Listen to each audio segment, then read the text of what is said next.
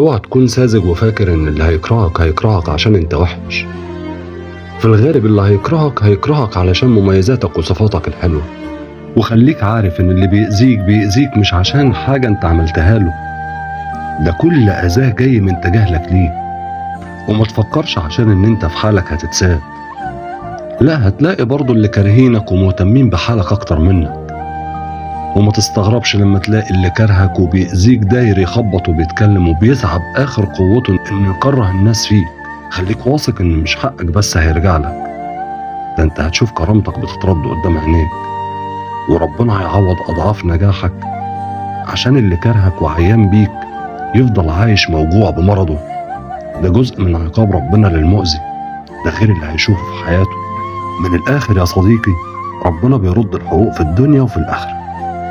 اللهم اجعل كيدهم في نحورهم.